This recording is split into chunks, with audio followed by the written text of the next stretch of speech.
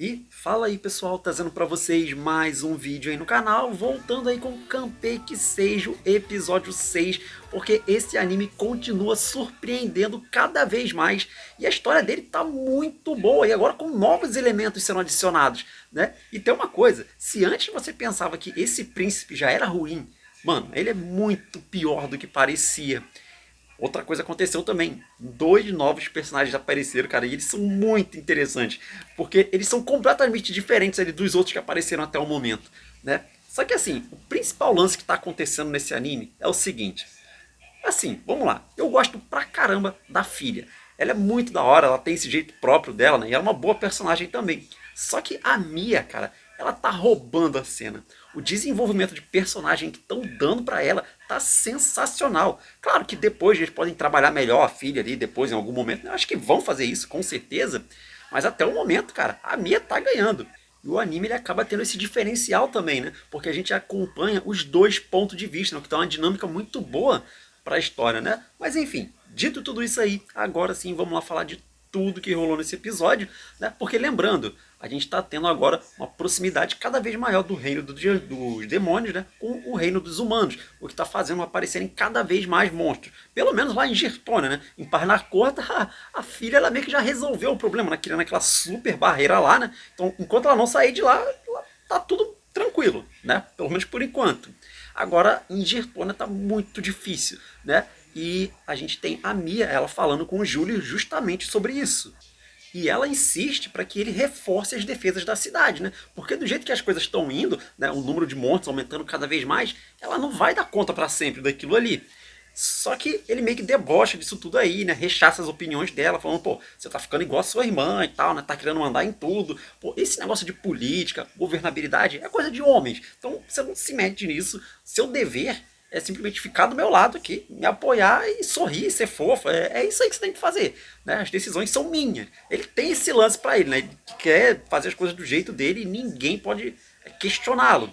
Só que aí ela insiste com ele, né? Falando, poxa, por que você não pega aquele dinheiro lá que você vendeu a minha irmã, né? E sei lá, traz mais cavaleiros, ou compra mais equipamento e tal, reforça as paredes da cidade, alguma coisa assim. Né? Só que não dá mais. Ele fala, não, mas isso aí eu já gastei tudo, né? Eu fiz uma estátua de ouro minha, né? Isso é muito mais importante. Só que aí, cara, aparece o rei, né? O pai dele, né? O pai do Júlio.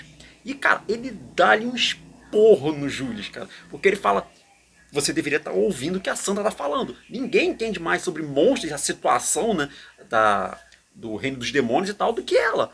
Né? E outra coisa, por que você vendeu lá a filha sem a minha autorização? Isso foi uma enorme burrice que você fez. Né? Só que lembrando, né, ele estava muito doente, por isso que ele não aparecia. E ele continua, né? Você vê ali que ele começou a passar mal de novo, já tossindo muito, né? E aí, né, a minha fala, poxa, vocês não deram remédio para ele, não, e tal, né? Aí fala que, pô, acabou, né? Pô, mas minha irmã deixou uma receita aí para fazer mais, né? Caso acabasse. E aí, né, você vê que o soldado ele dá uma olhadinha assim pro Júlio, né? Fala, pô, mas deu ruim lá, perderam a receita, alguma coisa. Foi o Júlio, né? Ele mandou destruir a receita, né? E aqui ela percebe o Júlio está mantendo o pai dele doente esse tempo inteiro, né? Impedindo que ele se recupere. Porque assim ele vai se tornar o rei, né? Caso o pai dele morra, né? Ou seja, fique incapacitado de governar, né? Então ele vai continuar no trono. Ou seja, esse cara é muito pior do que ele parecia, né? E a Mia percebeu isso. Só que aí ela tem uma ideia, né? Pra pelo menos fazer ele mudar de ideia, né? Perceber que, pô, tá vindo muito monstro aqui, né? Então vamos lá na floresta comigo, né? E assim você pode ver com seus próprios olhos, né? Ela convenceu ele ali e tal, né? Do jeito dela ali, e ele foi. E cara, esse cara, ele é patético, velho. Você vê ele lá na floresta, ele morrendo de medo, tal, tremendo. Ele fica se escondendo atrás de todo mundo o tempo inteiro, né? Retrata muito bem a personalidade dele, né? Mesmo com a Mia, ela cuidando ali dos monstros ao redor, né? Com a magia dela. Só que a gente tá vendo que tá cada vez mais monstros, cara. E são vários agora, né? Tem os goblins ali, tem lobo, tem tipo uns dragões ali meio humanoides, né? Então tá complicadíssimo, né? Cara, tem um momento ali que o Júlio chega e empurra ela assim pra frente dos monstros, né? Ah, dá teu jeito aí.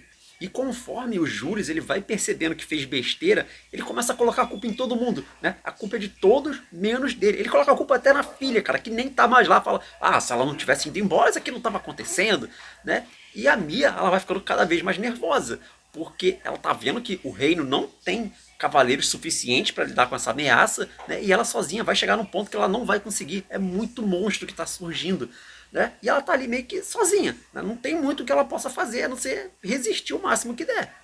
E enquanto isso, né, em uma outra parte do reino, a gente acompanha agora uma nova dupla de personagens, né, que foram enviados ali pela igreja, né? A gente tem primeiro a Elsa, né, que é uma exorcista, e o familiar dela, que é um demônio, o Mamon. E ele é todo galanteador, ele fica paquerando as garotas ali no meio do caminho. É engraçado esse sujeito, eu acho ele da hora, né? Pelo visto, ele está completamente sob o controle da Elsa, né? Bom, pelo menos é o que a gente espera, né? Vamos ver se também não tem algum plot com esse sujeito ali, dele acaba traindo ela e tal. De repente ele já tá junto com as modelos e a gente não sabe, né? Mas bom, parece que eles estão numa missão indo para Girtônia para verificar esse lance do enfraquecimento do selo do Asmodeus, né? Então, bom, vamos ver o que vai sair daí.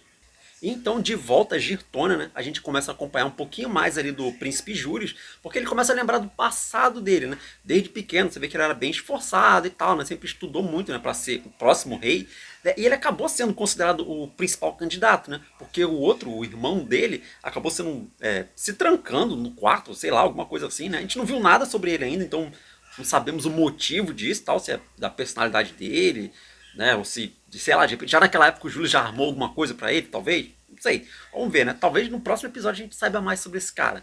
Mas enfim. Só que aí toda essa situação mudou quando a filha apareceu, né? Porque lembra que ela tinha esse lance, né, de ajudar em todas as tarefas do palácio, tal, ajudar todo mundo. O Júlio, ele considerou isso uma ofensa pra ele. Porque, poxa, como que uma mulher pode ser melhor do que ele? Cara, ele tem um complexo de inferioridade assim que é impressionante, é a níveis altíssimos, né? Então, desde aquela época ele já começou a armar para tirar a filha do reino de qualquer jeito, né? Então ele quer sempre que as pessoas estejam abaixo dele, né? Então ele está muito preocupado com isso, até que um dos ministros dele aparece, né? Isso aí já no presente, né? E fala com ele de uma história ali que no subsolo ali do reino, né?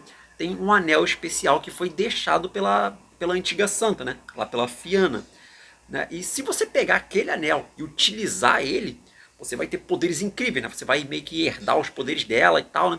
Então, né, caso o Julius pegue isso, ele vai ser o mais poderoso de todos. Ninguém vai desafiá-lo mais, né? Ele vai ser a autoridade suprema. Só que isso tudo é uma armadilha, porque lembrando, esse anel é o que selou o Asmodeus, né? A alma dele está selada naquele anel. Então, se quebrar aquele anel, provavelmente ele volta à vida, né? E a gente vê que esse ministro ele já está sendo controlado por alguma força maléfica, né? Não dá para ter certeza se é o próprio Asmodeus que controlou a mente dele ali, né? Porque como o selo está enfraquecendo, né? Ele deve estar conseguindo usar parte dos poderes dele, talvez. Mas pode ser também algum outro demônio que a gente não viu ainda, né? Mas fato é que já tem gente ali manipulando o príncipe por trás das cordas, né? Mas assim, isso não tira em nada a culpa dele. E com isso, a gente volta para Parnar Corta, né? Porque teve o lance lá também do Jules, né? Ele ter pedido a filha de volta, né? Só que, obviamente, que o Oswald, ele recusou, né? Só que ele também ficou sabendo que a situação lá em Girtônia tá ficando cada vez mais complicada. O que preocupa a filha, né? Só que ele fala que vai mandar uma equipe especial de cavaleiros para ajudar com a situação por lá e tal, né? E aí ela fica mais de boa, né? E assim, é legal ver essa nova fase da filha, né? Porque ela tá bem mais alegre. Ela não tá sorrindo ainda, né? Mas, tipo, ela tá mais solta, né? Ela já tá pedindo ajuda para fazer as coisas, né? Quando, por exemplo, ela pediu ajuda ali pra Lena. Ah, me ajuda para fazer um chá aqui, tá? Pra servir todo mundo aqui, tal, né? Então, pô, legal ver ela desse jeito aqui, né? Pouco a pouco ela tá evoluindo ali, né? Tá passando a depender um pouco mais das pessoas, né? Saber que ela não tá sozinha ali, que ela não precisa resolver tudo que existe no mundo, assim, sozinha, né? Isso é bem bacana. Ao mesmo tempo, a gente vê que ela também está melhorando o trabalho dela como professora, né? Porque ela está ensinando lá a outra santa, né? Do outro país lá, que é a Grace, né? Que também é a fã número 1 dela. É bem engraçada essa personagem aqui, né? E ela já está conseguindo sentir a mana do ambiente e tal, né? Então ela já está se tornando uma santa propriamente dita agora também. Só que aí a Mia ela acaba recebendo uma carta da Himari, né, explicando toda a situação que está acontecendo em Girtônia, né, falando sobre a piora da situação do rei, né, e que toda essa pressão está caindo sobre a Mia, né, que não tem mais o remédio lá e tal. E tudo isso é culpa do Július, né, e ela não consegue deixar de não se preocupar com a irmã dela, né. Então a única pessoa que ela pode contar agora é a Himari. E a gente segue para a reta final do episódio e é basicamente uma série de diálogos ali, né, de conversas entre a Himari e a Mia, né? Porque ela tá sentindo essa pressão e, cara, ela desabafou ali com a Himari, né? Já que é a única companhia ali que ela tem em toda a Gertônia agora, né? Ela não tem mais a irmã dela. Então ela fala ali, essa parte foi bem emocionante até, né? Porque a gente vê como que ela tá desesperada ali, né? Tanto que por um momento, né, ela até esquece do porquê ela quis se tornar uma santa, né? Aliás, teve uma parte que foi engraçada, cara, porque a Himari fala, ó, se quiser eu posso matar o Julius, tá? Não tem problema não. Aí ela, não, calma aí, não vamos exagerar, né? Vamos com calma. Não é assim também, né?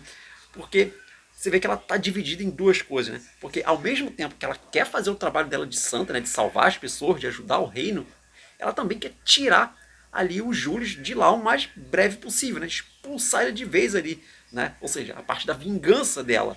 Né? Então ela fica com esse dilema e aí que ela se lembra, né, do porquê que ela resolveu se transformar numa santa. E aí a gente acompanha uma parte do passado da Mia, né? Que foi no momento ali que a filha, né, ia fazer o primeiro ato dela como uma santa, né? Que é erguer aqueles pilares de luz ali para defender o reino, né?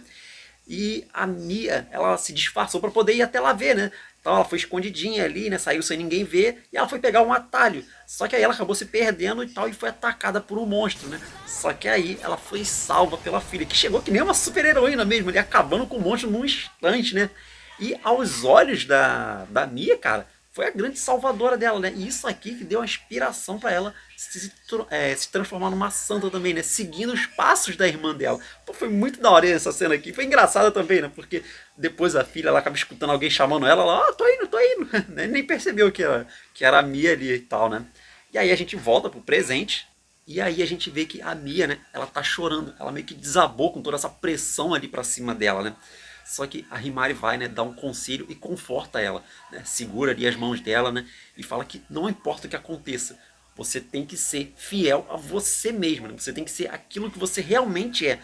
Não tente ser outra pessoa, né, para agradar os outros ou fingir ser alguém que você não é.